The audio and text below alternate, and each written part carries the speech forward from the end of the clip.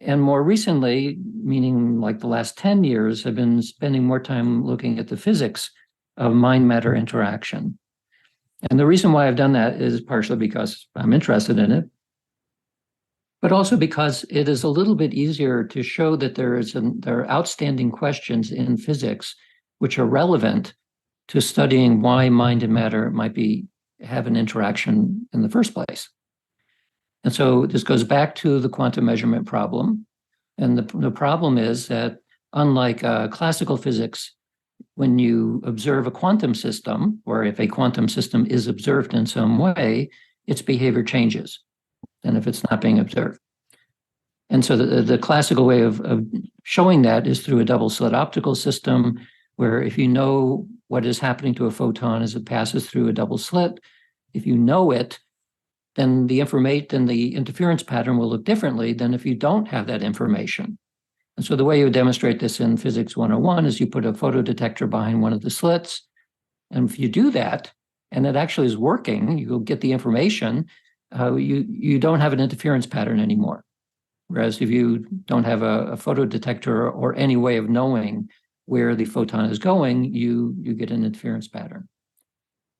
So this is an interesting puzzle. This is where the idea of light being a photon, being a particle in a wave, both somehow, and what it changes from one to the other depending on your knowledge of what's going on in the system. That raises the possibility, as von Neumann and a whole bunch of the other founders of quantum mechanics were worried about, that does it really mean that there's something about consciousness, something non-physical, which is gaining information out of the system and causing it to behave differently? Well, it's a testable idea. So what I did was replicate what had already been done at the Pear Lab. So in 1998, a skeptic at York University did the first double slit experiment using ESP to gain information from the system. And he got a non-significant result. The apparatus went to Princeton. Princeton replicated it, and they got a significant result. And then nobody did it ever again for 10 years. So I remember reading about that and saying, well, why has no one followed this up? Because it has obvious relevance to our understanding of quantum mechanics. So I started doing experiments, first with the Michelson interferometer, and then a whole bunch of studies with various kinds of double slit systems. And overall, I would say that we were getting evidence suggesting that mind and matter interact in the way that you would predict if gaining information from the system would cause it to change its behavior.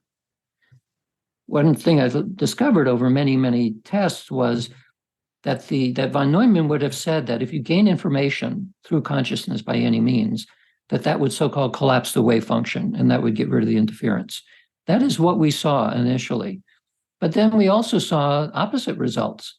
Sometimes when people are paying close attention to the system, you would actually get a sharper interference pattern, which was not what von Neumann would predict. This was like the opposite effect.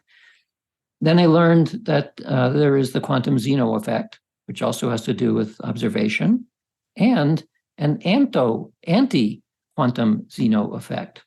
So the quantum Zeno effect essentially says that if you're measuring a quantum system and you do it very, very quickly, you can kind of freeze its evolution. You can prevent it from evolving as quantum systems do.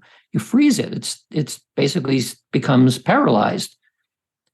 But there's the anti-effect. If you observe it at a slightly different rate, you can cause it to accelerate its evolution. So the observation is doing something, but the direction that it is going can be either in one direction or the other. And so as a pure guess at this point, because we haven't explicitly looked at it in this way, maybe what we're seeing then in these double slit experiments is something like a quantum Zeno effect, and occasionally anti-Zeno effect, probably having a lot more to do with the human side of the experiment than the physical apparatus.